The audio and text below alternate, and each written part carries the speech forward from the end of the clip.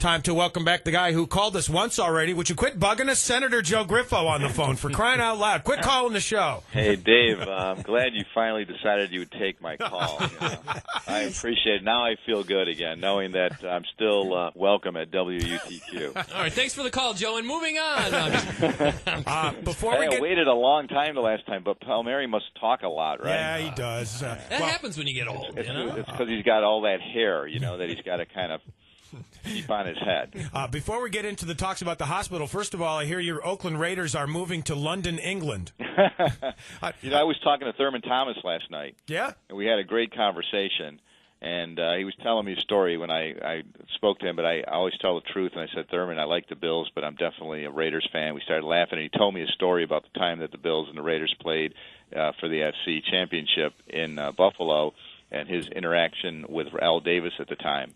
Now, I can't repeat what Davis said to him on the air because you'd have to probably bleep it out a little bit, but it was a funny story.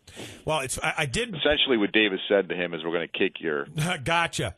The opposite happened. So right.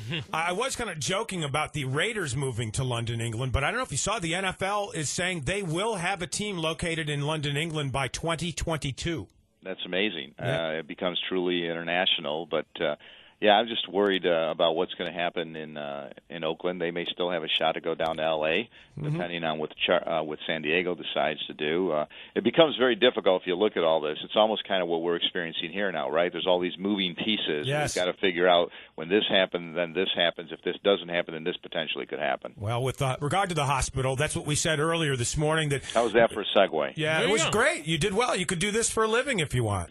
Keep that quiet, though. We don't want the bosses to know that. I got a face made for radio, Dave. You've told me that before. So was Thurman Thomas in the room yesterday helping you hash out this deal? Or I could have used him yesterday. Now, I spoke to him last night. I could have used him during the day. But I think we had a pretty good team in the room with Palmieri, Pacenti, and Brindisi and I. Yeah, I called it the fearsome foursome of our local political scene here in the Mohawk Valley.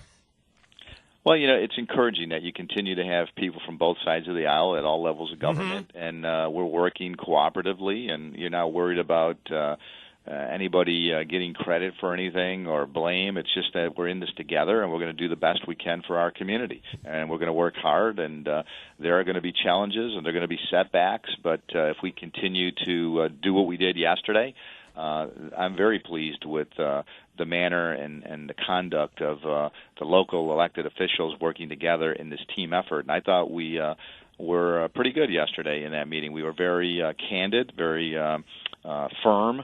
And not only did we raise questions, but we did it respectfully.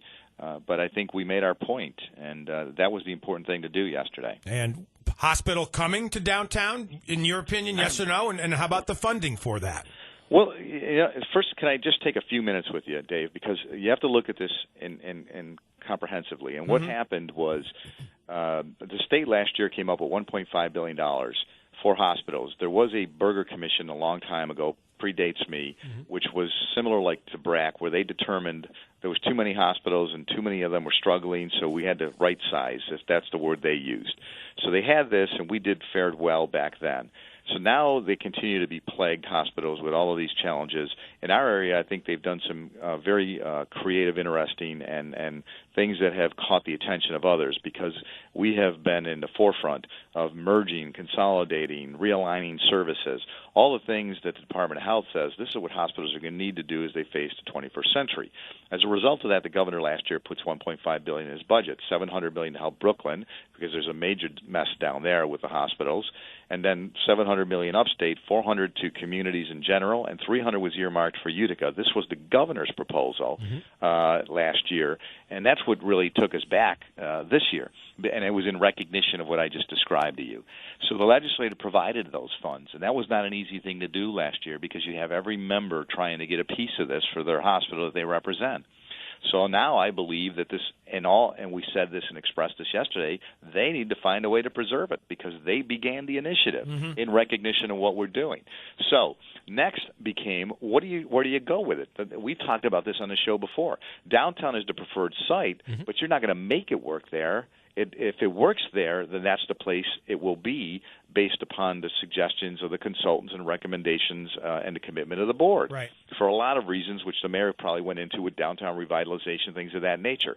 Yes, there are going to be differences of opinion, difference in philosophy, but in the end, the healthcare professionals should guide this conversation as to what is needed and where it can best serve the community. So if downtown works for a lot of reasons, then that was the preferred site, but they have an alternative too. And again, only if it works. You're not going to make it work down there. Then there's the price tag, and the hospital has begun putting together what it would cost in either location totally and how much they have and what else will be needed in order to reach that $600 million, I think, is the estimate at this point in time. It may be a little lower than that.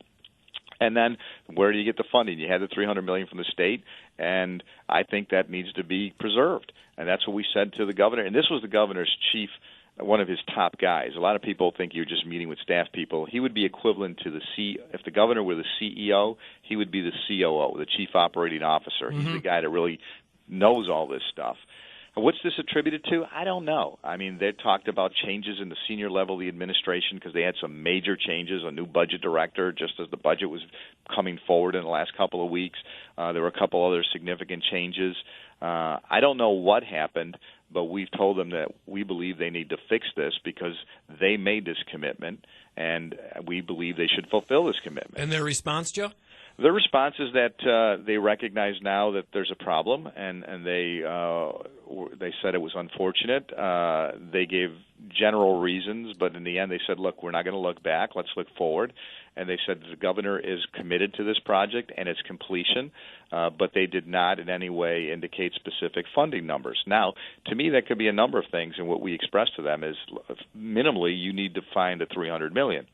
Now, how that will be done, I'm not sure. If they may come back and say we want to do this over a multi-year period rather than all in one because the budgets are tight, everything has been allocated, and you're not going to need all this money up front. Whether the hospital, Mohawk Valley Health Systems agrees with that or not, we'll ask them. But that may be one approach. Another approach may be the $300 million, just find it and reallocate it. The other could be that actually you could benefit from additional funding, where they might say, look, we gave you 300, but if we can do this over a few years, we may actually go up to 350 or 4. I don't want to put words in anybody's mouth, but that's the point that some of the points of discussion that took place. Breaking it down a little bit into different budgetary sessions or years. Is that the idea, Joe? I don't know what they're going to propose. I would prefer to see it recommitted this year. They have the next 30 days to do that because the budget, the way the process works, over the next month is the last opportunity for the governor to make any alterations in his executive budget. Any changes, any additions, deletions, he can do all of that. It's called the 30-day amendments. That's his last shot to do it on his own.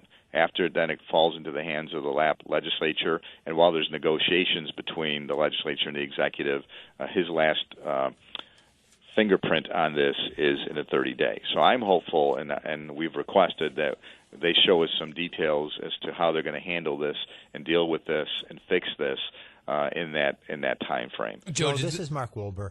If the governor doesn't put it back in the budget, can the legislature put it in the budget? Can you on your own initiate a move and say, all right, you didn't put it in, so now we're going to propose legislation to put it in the budget? Can you do it? Yeah, there's a great question. I'm going to answer it, but I'm going to also give you a little soliloquy around it, okay? So the answer is yes, we can do that. The legislature has that power, even though under our form of government, the executive, the governor, has the upper hand, but we can do that. The problem is it was very difficult last year, as I indicated previously, to keep the money he allocated because you have a number of members across the state that are trying to find money for their health care facilities. So the likelihood of trying to add more money now becomes much more difficult for people like Brindisi and Griffo because we're struggling with our colleagues to say why we should get all this money and they should really get none. So while that opportunity exists, and the answer is yes to your question, Mark, the process would be very challenging in order to facilitate that, and that's why we have urged the governor to fix the problem that they caused. Talking with Senator Joe Griffo on the Talk of the Town at 100.7 FM WUTQ.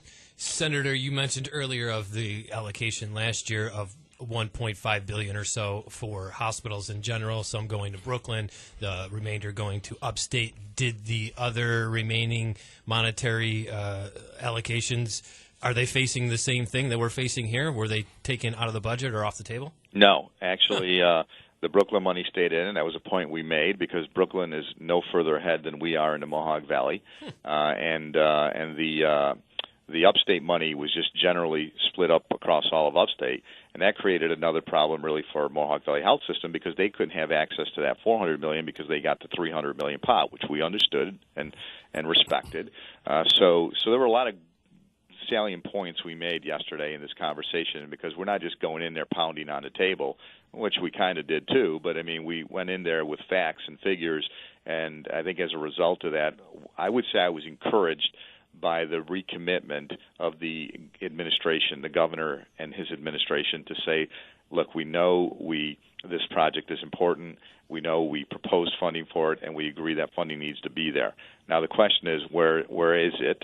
How is it going to present itself?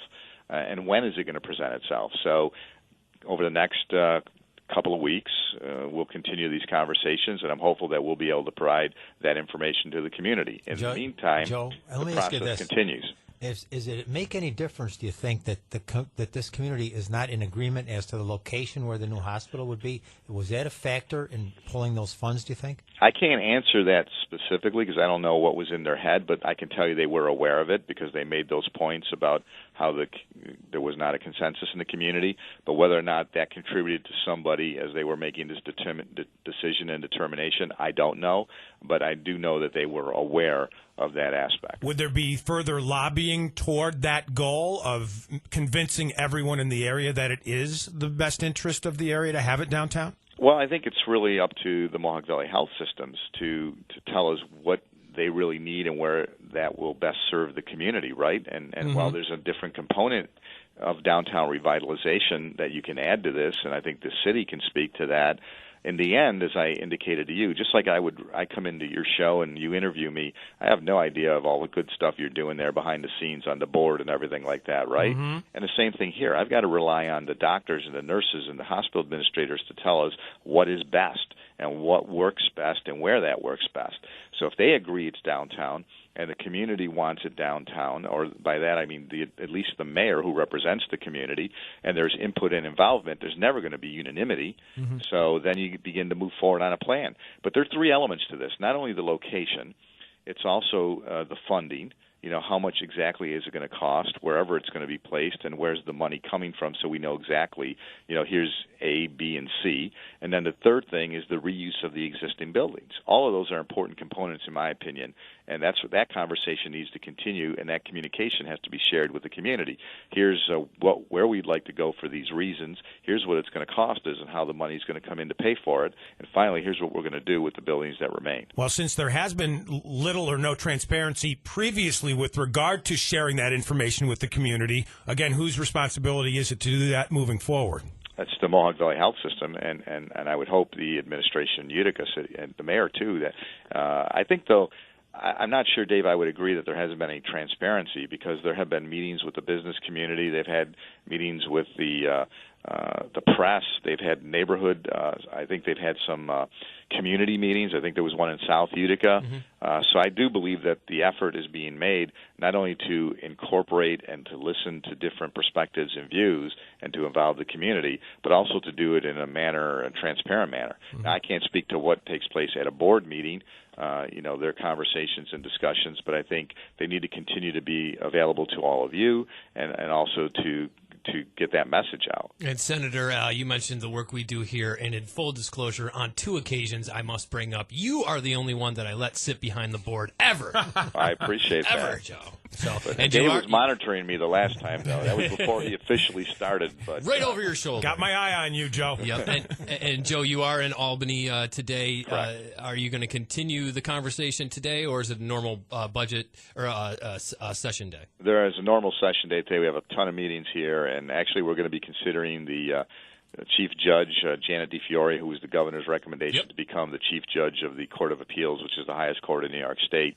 That would be equivalent, our version, to what Justice Roberts in Washington. So So this is going to be kind of a busy day, an important day, and no, we gave them their homework now. So from our perspective, they're going to get back to us, but we'll continue to pester them, to say, okay, well, we haven't heard anything. Where are you?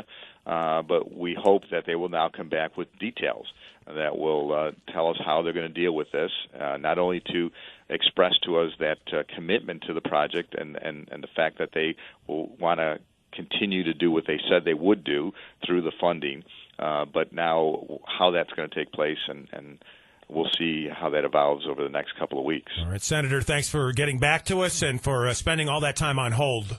No problem. I appreciate it. And there was no music. At least I could hear the show a little bit. We'll try and fix that in the future. Yeah, Mark Wilbur will sing for you next time. Yeah, that could be scary right? We'll go into our executive session and see if we can find some music for you next time. And tomorrow, I know this will be a topic that will probably be brought up. You are part of the 11th Annual Community Forum that the Genesis Group puts on right here in Utica. You, Mr. Seward, Claudia Tenney, Anthony Brindisi, Mark Butler, Pacenti, the whole line, the whole group. Mayor, yeah, everybody will be there. Look, we're available anytime, and you've been great getting us on the show. I appreciate that. I know these are topical issues, but I really respect the fact that you allow us this time and that you ask us to come on, even when you keep me on hold as long as you did. But anytime you want us to do this, this is important for communication. You guys have great questions, and for the listeners to be able to have to hear that and also to interact is something that I believe in.